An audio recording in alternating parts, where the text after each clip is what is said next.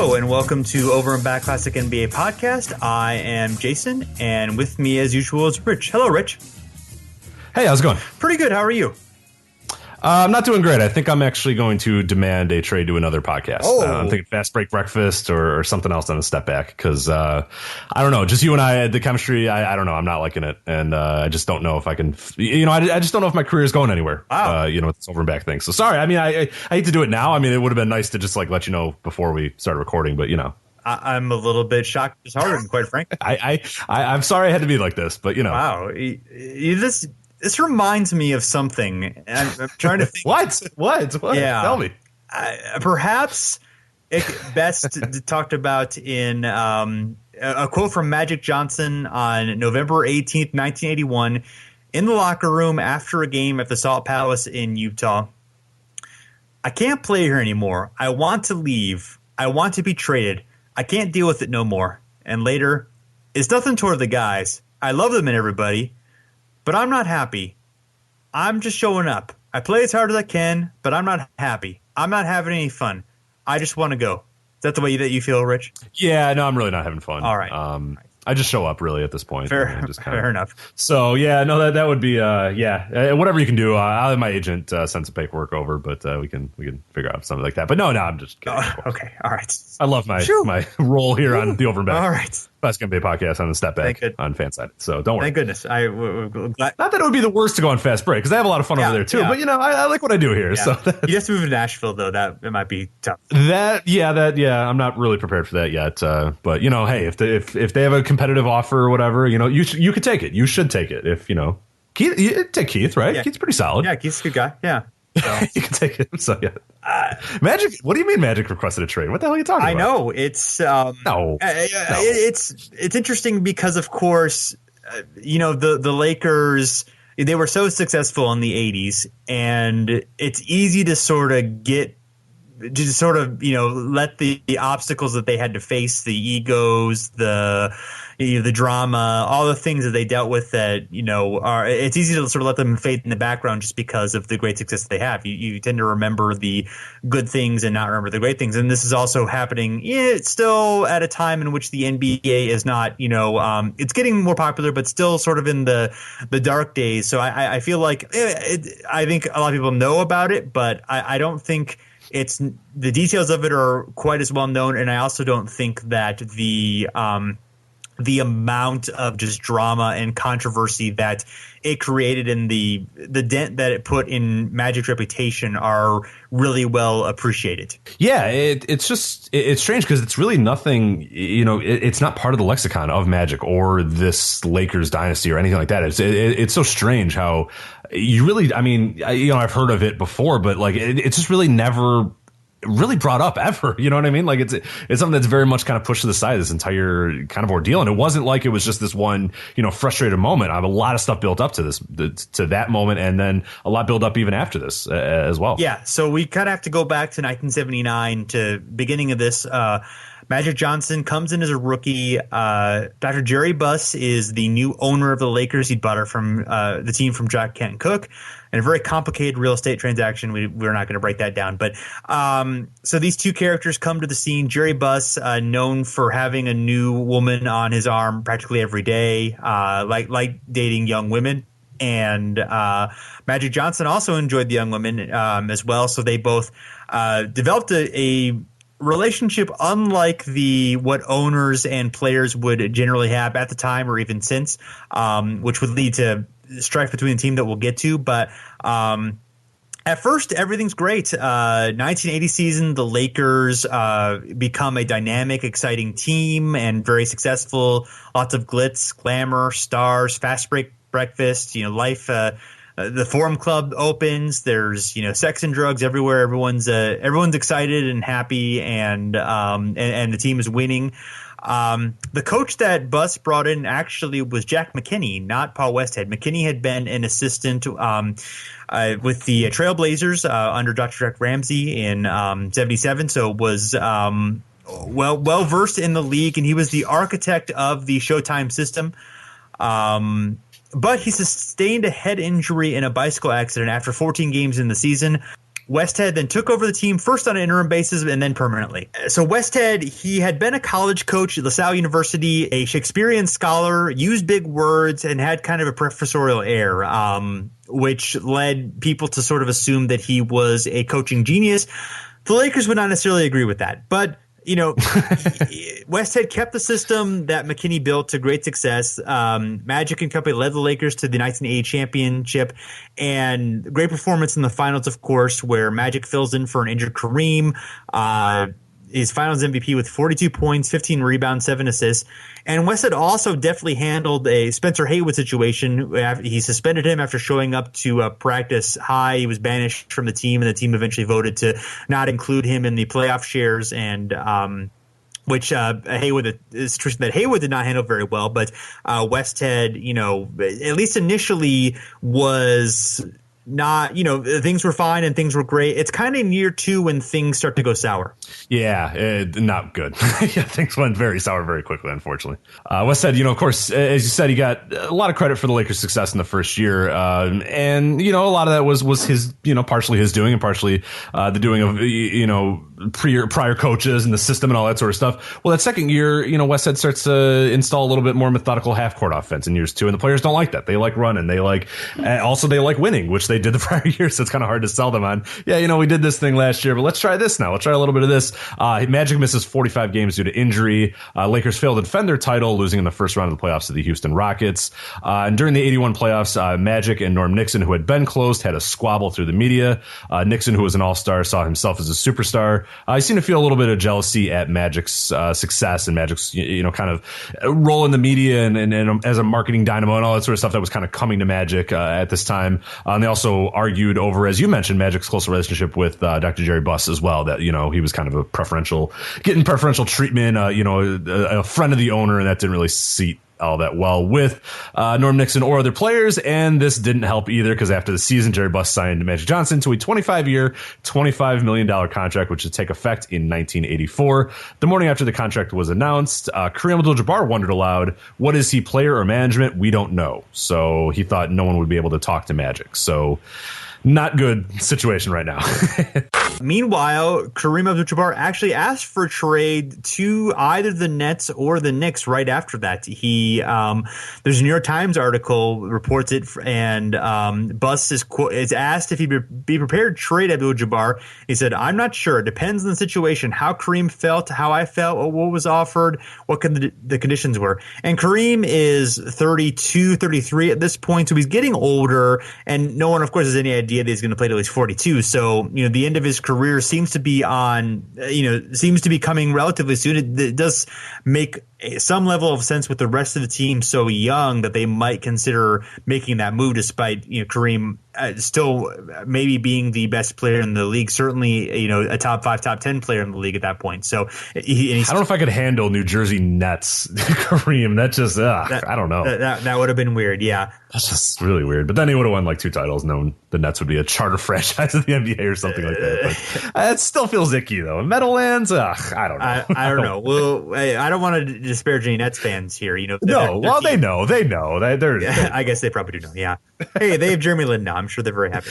Yeah, that's that roster. It's just. I think they'll be a little bit better than people expect, but yeah, it's just like it's on its face. It looks bad because it's kind of like a laugh because you're like the game of like name more than 4 nets is pretty tough for anybody to play. Right. So I think that, but yeah, I think they'll be okay. Yeah, I mean they're not going to be good, but they might be a little fun. It's kind of more what I'm thinking. But anyway, I like Jeremy Lin getting the ball every time down the court. I like that idea. So Anthony Bennett getting his redemption. No, I like this Nets team. Cool. So one issue that Kareem had was that there were reports that Buss wanted to get Moses Malone from the Rockets, and then of course the huge contract from Magic didn't help as well. That of course didn't happen with Moses. He would later go to he was playing one more year with the Rockets, and then would later go to the Sixers. Issues do get smoothed over just a few days later, and Kareem is quoted as saying, "A basketball team is much like a family, and when one member has been singled out, oftentimes other people in that family can become jealous." Always the logic there. Yeah, it's Kareem. good logic. I mean, it actually does make some sense. So no, I'm with him. Yeah, he's just like, yeah, he calmed down a little bit, took a deep breath, said, okay, all right, let's talk about this a little bit. It's fine. Yeah. So in '82, Westhead installs a new offense. It's a heavily structured system that de-emphasizes the fast break and ball movement, and it has a lot of guys running to spots, and doesn't really, and instead of, it doesn't seem to play to anybody's strengths other than perhaps Kareem's, because it's more, kind of getting the ball to him and letting him do the work, which was, the kind of the way that Jerry West did it in the late 70s, and makes a certain amount of sense, but you're not really using Magic skills, certainly, and not the other guy's skills that well, very well as well. They part of their strength was running, and Kareem could, keep up with it. He could stay back when he needed to, and he could fit in as well. And he's obviously a tremendous weapon. And the idea has floated a little bit that Magic might be pouting because Kareem is becoming the focal point of the offense, which I guess is possible, but it does seem like, based on how upset the rest of the team was with Westhead, it certainly wasn't only Magic that had issues with him, and how unpopular he was becoming, that it really probably, I think maybe you could argue that Magic's tactics here were not good, but it's hard to argue that Magic wasn't, making a good decision when it wasn't right in this argument that Westhead was wrong. It's interesting because it's framed right after right after Magic's trade demand and Westhead gets fired. There's a Sports Illustrated piece by Anthony Cotton, and it's the quote is. It seems the 42-year-old Westhead, a coach with 11 years of experience in the college and program, felt he had the prerogative to install 25 or 30 new plays, many of which were designed to get the ball into the center. It's really interesting how he, frames it as Westhead is the aggrieved party here, and he had absolute right to do this, and and Magic, is wrong here, and given kind of what happened afterward, and it seems like obviously that Magic was in the right in terms of being right about how the Lakers should play and what was best for the team, and Westhead was kind of being stubborn. It's interesting that and certainly this wasn't the only case. Magic took a big hit to his popularity after the perception that he had forced the firing. One other thing that added to a little bit of the tension with the team is that before the season, for the season preview, there is an SI photo that ends up running inside, and it has Westhead as the professor, and then the six of the main players: Magic, Kareem, Jamal Wilkes, Norm Nixon, Michael Cooper, and Mitch Kupchak, who had just been added to the team from Washington. And it sort of feeds into this idea that Westhead is this, he's described as a, Shakespearean scholar repeatedly in portrayals of him. And he is just a guy who the players think is over his head, but the media thinks of him as a basketball genius. Yeah, because, he comes in and immediately snaps his fingers and they win a championship. So it's okay. Yeah, it's Paul Westhead, of course. So definitely, yeah, the picture is super interesting as well. And I think we'll try to include at least a link to it in the show description, just so you can see it, because I think it's an important picture as well. You can, knowing what was going on, you can kind of feel the awkwardness in it as well. So, yeah. So eventually, Magic asks Buss directly to fire Westhead. Michael Cooper said Magic really came to hate Paul, where most of the rest of the team were bothered by him, but it really got personal with Magic.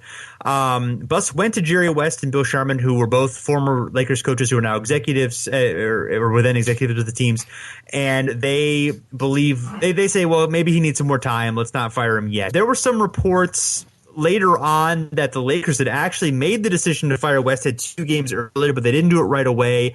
And then when Magic asked to be traded following the Jazz game, it created the perception that he forced Jerry Buss's hand. And the Lakers, in fact, were on a 5-game winning streak when Westhead was fired. So you could see that. But given the what's been written later, it seems like certainly Buss wasn't happy with the style of play, and it would feel like Showtime to him. But the decision, it doesn't really make sense for them to have made the decision to fire him, but just not gone ahead and did it yet. That seems like why would you do that? It just seems like a pointless thing.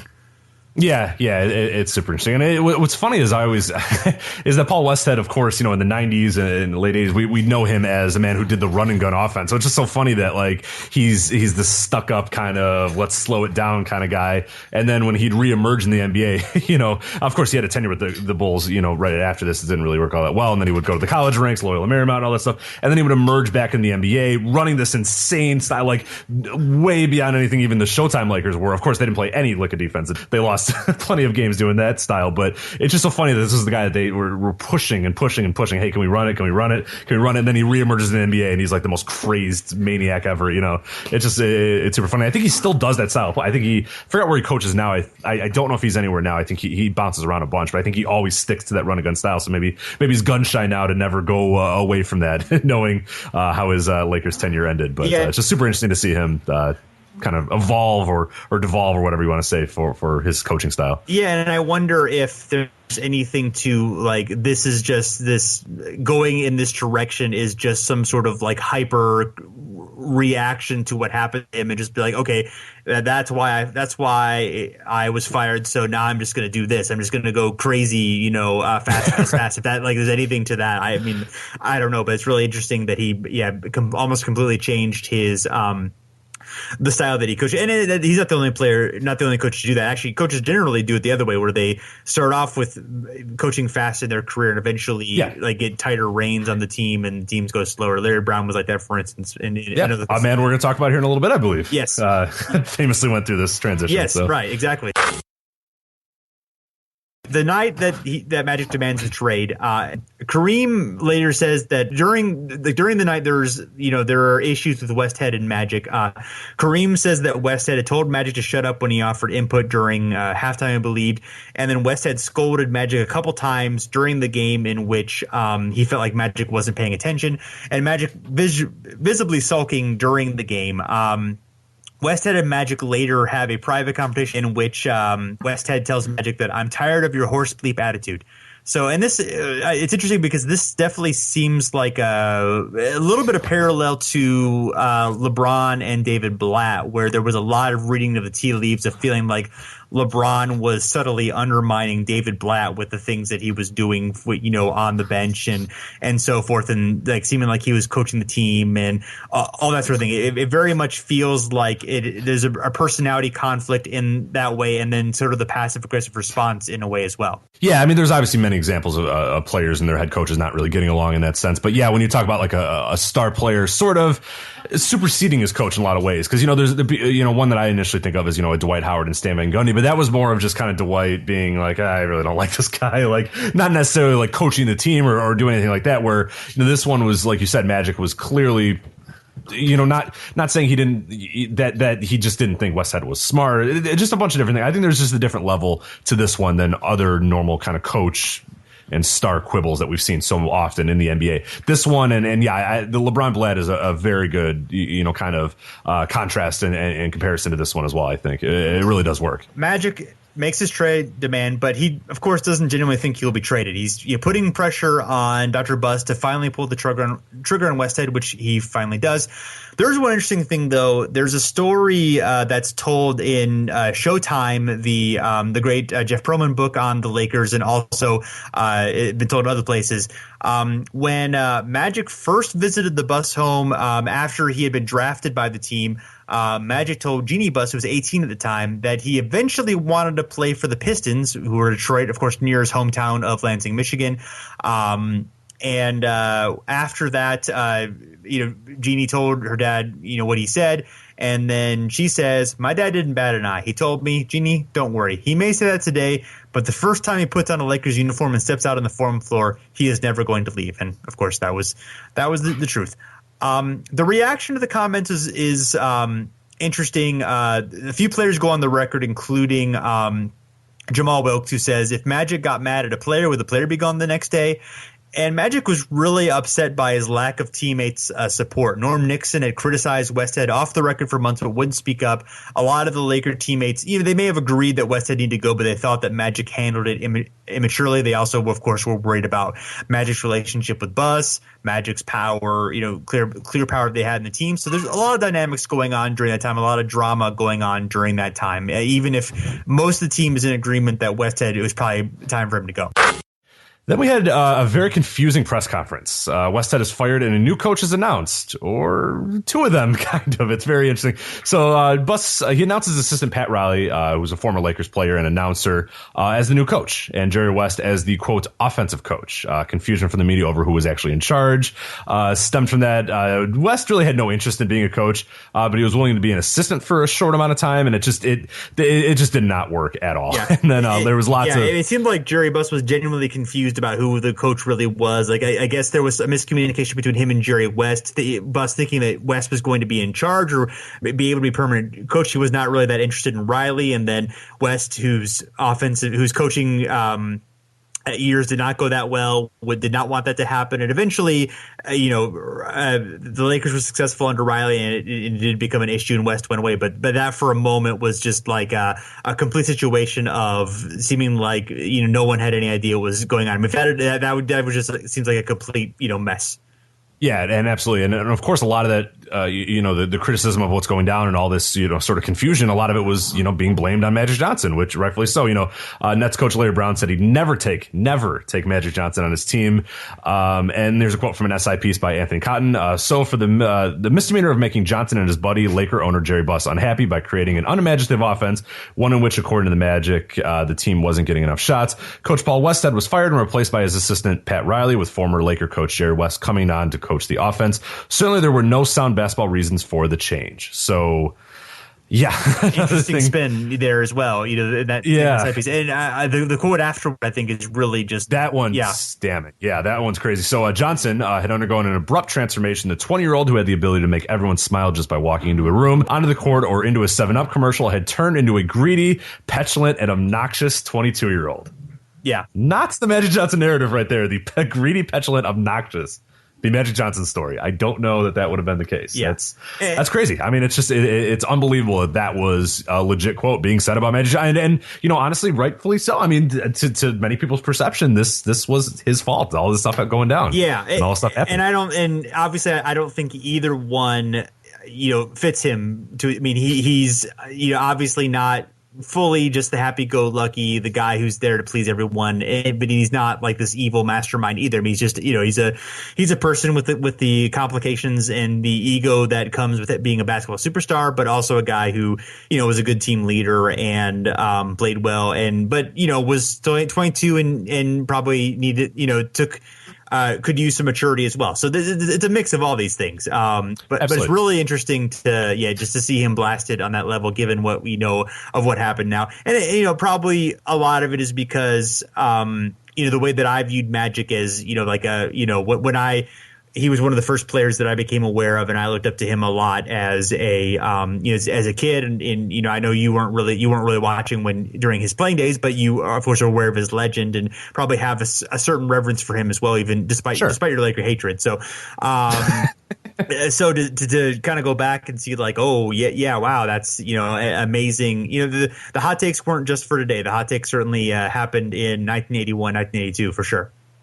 Yeah, that's one thing you get from the SI Vault. Like, people think that it's like, oh, reporters used to just kind of do whatever, and now is the big like, oh, I say that. But like, reporters would go out there and really, especially columnists and reporters would really go out there and criticize a person if they felt they deserved it. I mean, it wasn't necessarily the I'm doing it just to it's not like the Skip Bayless type thing now where it's just like say something stupid to say something stupid, or Charles Barkley's doing a very good job of that these days. But it was like a lot of times when they felt something strongly, they would go out there and say it, and they'd back it up. And this is another, Anthony Cotton, another example of guys just going out there and saying, no, this is what I think of Magic Johnson right now. And it's crazy that, with the frame of reference that we have of Magic Johnson, it's just insane that at any point this was being said about him, and that, what his legacy would be, at this point at 22 years old was really under question of what's the next step for Magic Johnson. Where are we going from here with him? Yes. And the Lakers? Yeah. And it didn't take long for him to win the fans back. There was was, a huge uproar in LA. And during the next game at the Forum, he was booed during intros and the first time he touched the ball and during a lot of the game. But eventually Magic won over the Forum with just an amazing performance. And the cheers came pretty quickly. And as he played great and the team played great and they dominated the Spurs, who had, beaten them pretty soundly just a couple weeks beforehand, at least with the Laker fans, he patched things up pretty quickly. It took a little while with the rest of the league. He definitely was booed a lot on the road, and he had to deal with that quite a bit. But the team was, pretty immediately a success. Riley went back to, the Jack McKinney wide open full speed game. Magic was in control of that, and they were extremely successful. They did deal with some injuries. Kupchak blew out his knee. Kareem missed some time as well. And between January and March, the Lakers barely played 500, but they were able to win 21 of their final 24 games to finish 57-25. They signed Bob McAdoo, who ended up becoming really huge for them in a six-man role, kind of a reclamation project. Of course, he'd been a superstar in the mid-'70s, but had bounced around, been a journeyman. Kurt Rambis also emerged that year to really help out in rebounding and diving for loose balls, of course. And they cruised through the 82 playoffs. They swept the Suns and the Spurs, and they beat the 76ers in 6 games. Riley, he started off as this very humble guy who kind of just was continuing this tradition, and then later would become very overbearing, later be very controlling. Wouldn't really change the system in that way, but he would be very much a guy who tried to impose his will on the players in a way the players very much resented, which led to him eventually leaving the team after they lost in the finals in '89. But it obviously it wasn't the same situation as Westhead because obviously it took much longer. But the way that Riley kind of went from this this humble coach who's just kind of happy to be there to becoming this guy who reading these books and having this this color personality, the slick back hair, and all that kind of stuff. Definitely buying his own hype by the end is pretty interesting.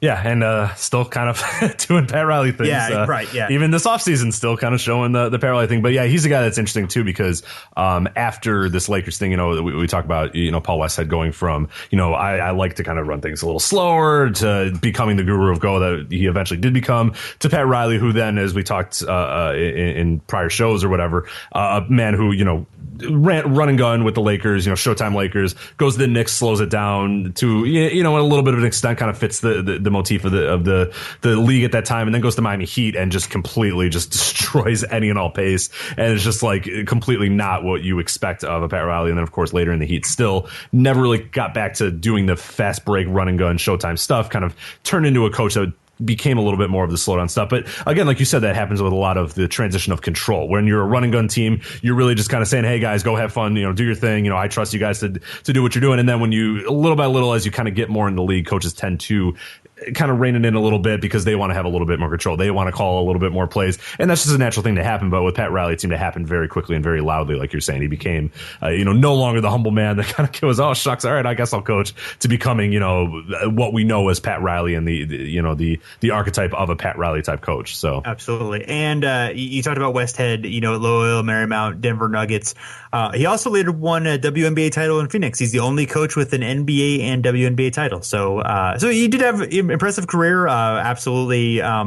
He bounced around a lot in different, in women's and men's leagues and in all different kinds of levels. So NBA assistant a few times. Throughout as well. I forgot where I last saw him. I think it was on the Thunder maybe or someone's bench. Magic maybe as well. I forgot. Mid-2000s he coached with the Magic with Johnny Davis, I believe. So yeah. But so things turned out pretty well for Paul Westhead, but it is really interesting to look at the drama that they dealt with, and how it looked like it could have torn the team apart, and they're definitely, but they were able to keep it together, and how Jerry Buss looked pretty foolish in handling the situation, obviously, despite the fact that he was the genius owner who pushed the right buttons most of the time and led to all that great success. And it's just interesting how no one, no matter how great they are, is right all the time. And we have upcoming shows looking at some of that stuff again. Even the most successful people have their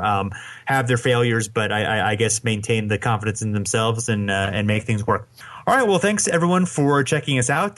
Check out the Step Back at Fansided at the NBA vertical that we are a part of. They're doing some wonderful and terrific stuff. You should check that out.